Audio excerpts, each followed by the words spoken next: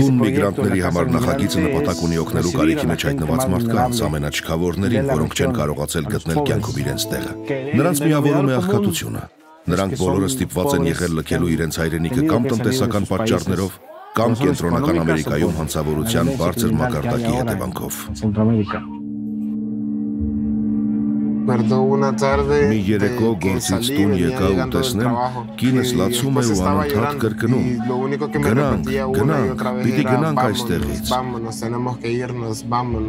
Ասաց, որ ինչ-որ տարօրինակ մարդ, թե մարդիկ էին եկել ու ասել, որ եթե չմիանամ նրանց, կսպանեն իրեն ու երեխայիս։ Մարդիկ այսօր չեն կարողանում լքել Մեքսիկայի հարավային շրջանները, չեն կարողանում դուրս գալ այնտեղից։ Ոտքով գնան ընկնում են մինչև ատամները զինված միգրացիոն ոստիկանության ձեռքը, գնացքով փորձեն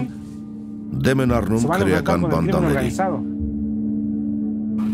Գիշերով մագլցեցի գնացքն ու մեկնեցի Չոնտալպա։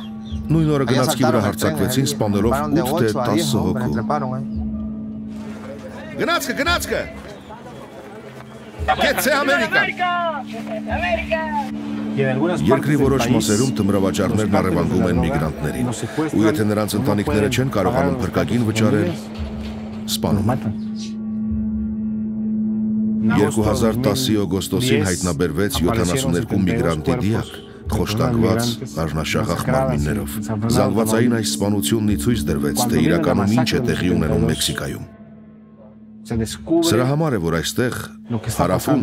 միգրանտների մեր տունը կոչվում է 72,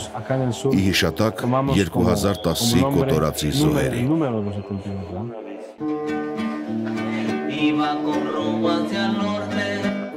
Առաջինը և կարևորագույնը։ Մենք մարդասիրական օժանդակություն ենք տրամադրում, սնունդ, գիշերակաց, բժշկական օգնություն։ Շատերը գալիս են ոտքերը քարերից ամբողջովին պատառոտված, գալիս են մկանների գլխի վերքերով։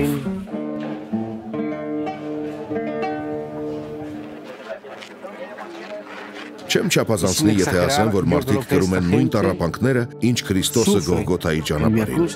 Գաղթի ճանապարհին կրած յուրաքանչյուր հարված ու զրկանք, Մեքսիկայի այլատյաց հասարակության կողմից յուրաքանչյուր նվաստացում, միգրացիոն ծառայության յուրաքանչյուր շորթում, ամեն մեկը հերթական մեղ է, որ մխրճվում է այս մարդկանց մարմինը, ասես Քրիստոսի խաչելության պատկերը լինի։ Նրանք անիծված են Աստծո խոսքով, անիծված են նրանք, ովքեր դիմում են զենքի, ովքեր մշակում են ռազմավարություններ և միգրացիոն քաղաքականություն, որոնցով մահվան են դատապարտում անմեղ մարդկանց, որոնց միակ ցանկությունն էր հատել երկիրը լավ աշխատանք գտնելու և արժանապատիվ ապրելու հույսով, իսկ մեր երկրում նրանց դատապարտում են տառապանքների։ Այդպես չպիտի լինի։